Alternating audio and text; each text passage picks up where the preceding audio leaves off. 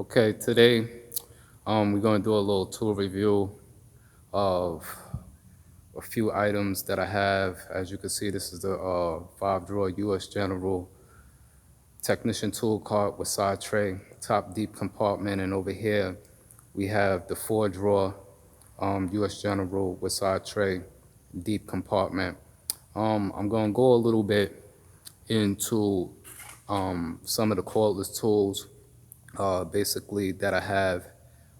As you can see over here, this is the high torque half-inch with the friction ring, 5.0 battery.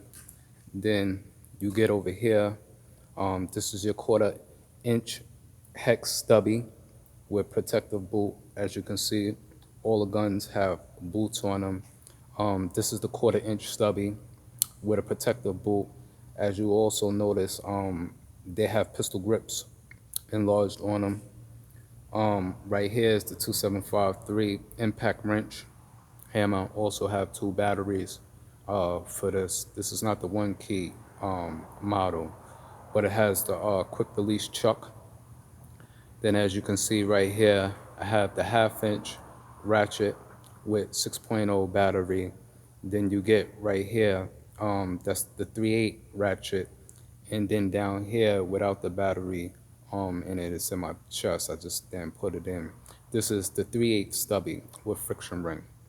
I'm gonna get a little bit into these tools and for what reason, why I use them and how I use them. I notice, a lot of people posting videos and, they purchase a Milwaukee item and a lot of people is trying to do tests with, taking off lug nuts with regular impact drivers and so on and so forth. The purpose in this shop for this particular tool, which is the high torque impact, I don't really use this that much. I use this for like specific applications, like when we have fasteners and lug nuts and certain suspension parts that are really torqued really tight, and when we can't get them off without air pneumatic tools, I go to this as like a savior. And not for nothing, everything that I put up against it, it actually breaks loose. So this is what this is mainly more used for. This is not used every single day, all day long, because we do use air pneumatic tools. I also have an air pneumatic ratchet, but I use it less because of the cordless ratchets that I basically do have here. I also use a 3/8 pneumatic Ingersoll Rand that I have down here in my bottom drawer, but the card is locked at the moment. It's not locked, but the hood is down, and because I have the other tools sitting on top, I can't open the drawers at the moment. But the 1/4-inch ratchet, it's a nice ratchet. It's kind of strong. I use it often, but not as often as the 3/8 because the 3/8 can get into tighter spots. If you notice the width on the heads, I can get in with more better clearance. When it comes to the 1/4-inch stubby and the hex stubby, I use 1/4-inch stubby mainly more for fasteners and upper end work towards the engine compartment. I have the hex version also because it's interchangeable with 1/4-inch extension, 3/8 extension, and 1/2-inch extension. And then I can also go to drilling bits with this, so I can remove interior parts inside a vehicle. So that's basically good to have. So is this 2753 model. The differential between the two is that the batteries, where I can get in more enclosed spaces with this one than that one. Same thing with the 3/8 stubby. I like the 3/8 stubby because it packs just a little bit more power. The anvil is a little bit more bigger. So it's just all the way around a decent cordless handgun when time to do work. Because I have so many different cordless tools and I have certain air pneumatic tools, um, I find my time in the shop where I'm running to a toolbox using ratchets and running back for different sockets less. I'm able to tear down a vehicle a whole lot much more faster with my cordless tools.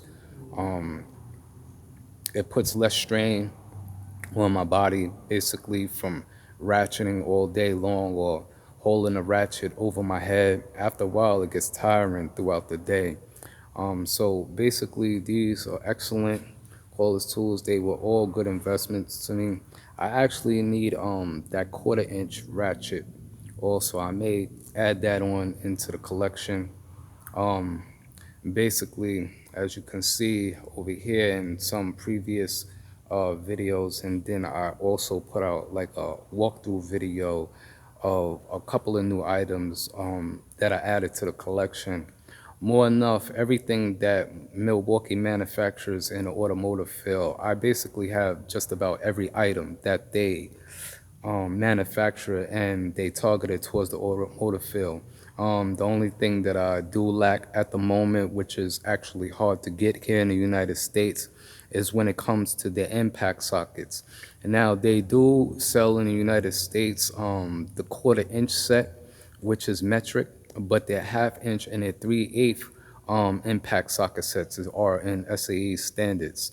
They do manufacture a metric set, but it's kind of hard to get them because basically they're distributed overseas in different countries like the United Kingdom, Australia, Italy, Europe, and a couple of other places. And the vendors basically who distribute these items or the merchandise, a lot of the vendors do not ship to the United States. So it's basically kind of hard if when you're doing your research and you search around, you'll be fortunate enough or lucky to find a vendor from overseas who is actually willing to ship internationally.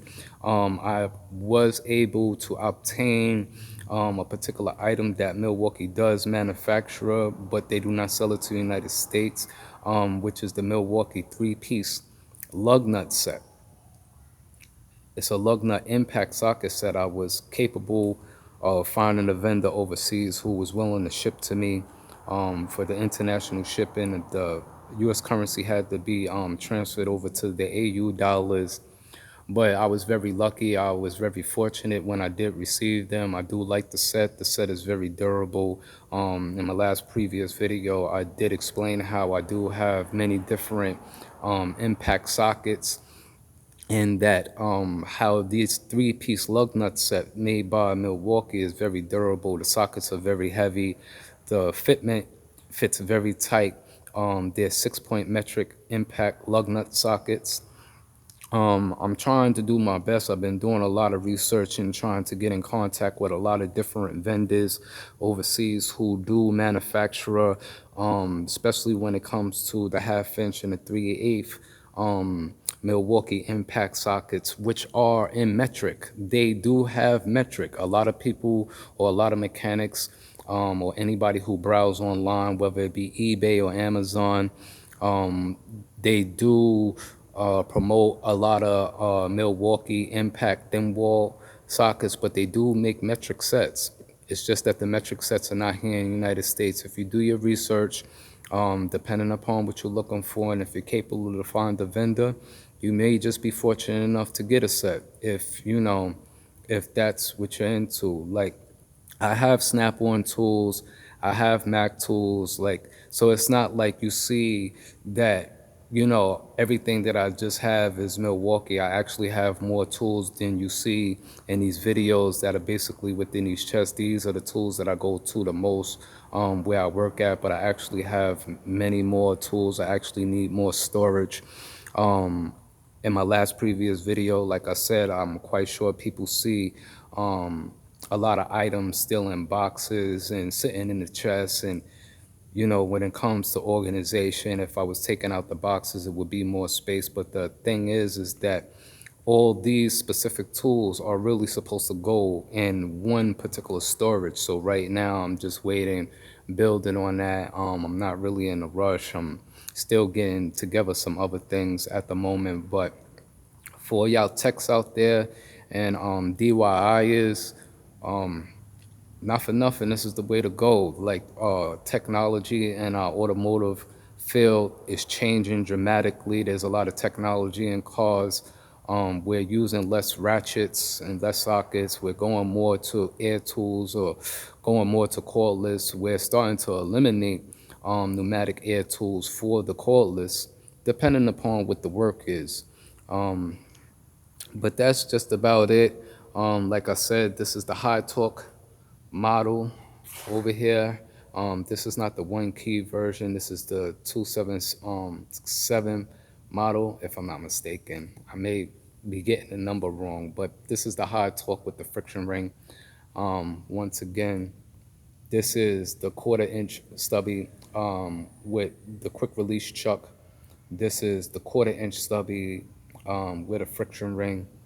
This is the 2753 model right here, impact wrench. And this is the 1/2 inch Milwaukee ratchet with a 6.0 battery. And this is the 3/8 ratchet. And then once again down here, this is the 3/8 stubby.